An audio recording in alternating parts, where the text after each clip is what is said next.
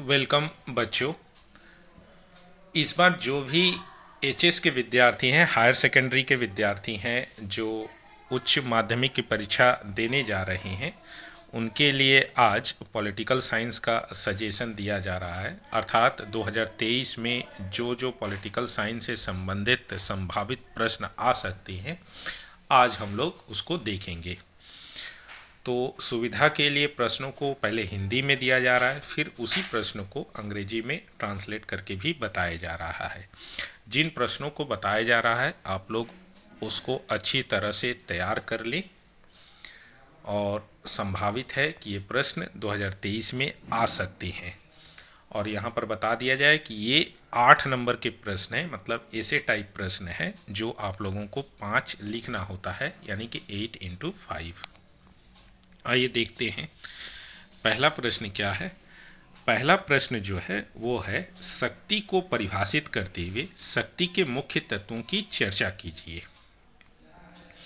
इसको अंग्रेजी में देख लेते हैं। Define power, explain briefly the main elements of power.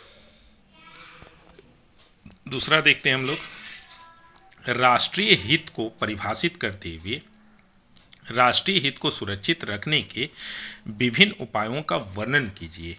यह भी स्पष्ट कीजिए कि विदेश नीति के निर्माण में राष्ट्रीय हित की क्या भूमिका है। ये दोनों प्रश्न जो हैं वो लेसन 1 से रिलेटेड है। इन दोनों प्रश्नों को आप लोग अवश्य कर लीजिएगा। इन दो प्रश्नों में से एक प्रश्न अवश्य आएंगे, चाहे शक्ति आए और चाहे वो राष्ट्रीय हित आए। 2A में हम लोग देख लेते हैं, या इसी को पहले हम लोग अंग्रेजी में देख लेते हैं क्या है। Define national interest, mention the various methods of protecting national interest, mention the importance of national interest to make foreign policy.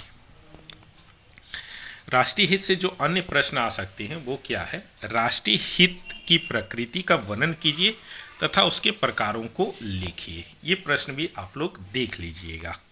यानी एक चीज़ आप लोग ये ध्यान रखिएगा कि शक्ति से और राष्ट्रीय हित से ये दोनों प्रश्न एक दूसरे के अथवा में रहेंगे। आगे देखते हैं हम लोग सबसे इंपॉर्टेंट क्वेश्चंस। उदारवाद को परिभाषित कीजिए और उदारवाद की मूल विशेषताओं को लिखिए। ये बहुत ही इंपॉर्टेंट प्रश्न है इस बार के लिए। अर्थात define liberalism, discuss the basic features of liberalism. चौथा प्रश्न हम लोग देखते हैं, भारत के सर्वोच्च न्यायालय के गठन तथा कार्यों का वर्णन कीजिए। इसको अंग्रेजी में हम लोग देखते हैं, discuss in brief about the composition and functions of supreme court. ये बहुत ही इंपॉर्टेंट प्रश्न है इस बार के लिए।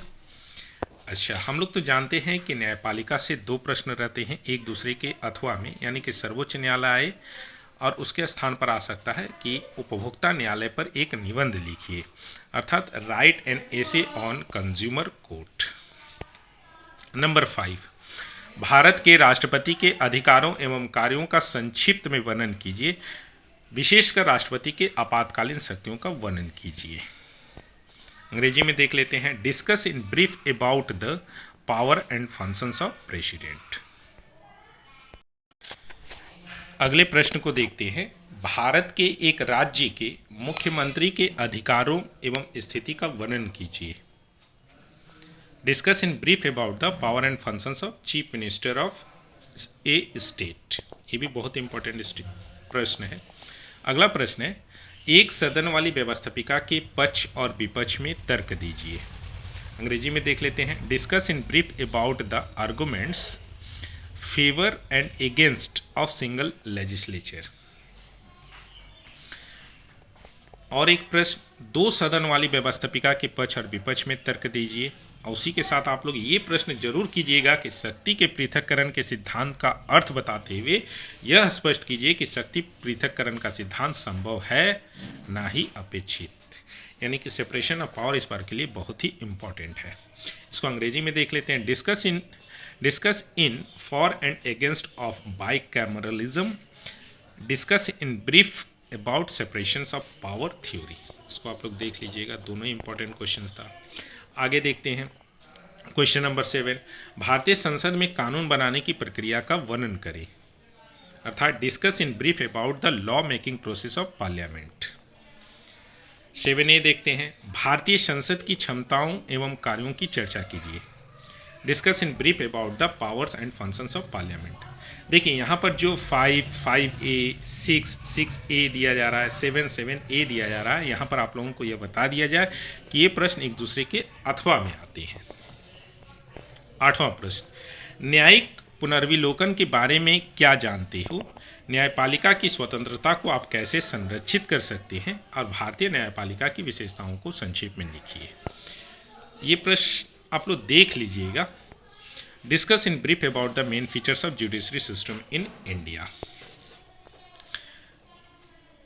नंबर 9, कार्यपालिका तथा व्यवस्थापिका के कार्यों का संक्षेप में लिखिए, अर्थात discuss in brief about the functions of judiciary and legislature. Number 10, राष्ट्रपति का चुनाव कैसे होता है, विस्तृत विवरण कीजिए। How the president of India is elected. 11, पश्चिम बंगाल के विधानसभा अध्यक्ष की भूमिका का विश्लेषण कीजिए, था discuss in brief about the power and functions of speaker of state legislature. अर्थात 1 से लेकर जो 8 क्वेश्चन है उसको तो आप लोग अवश्य कीजिए, और फिर उसके बाद 9, 10, 11, 12 को आप लोग एक बार 9, 10, 11 को आप लोग अच्छी तरह से देख लीजिएगा।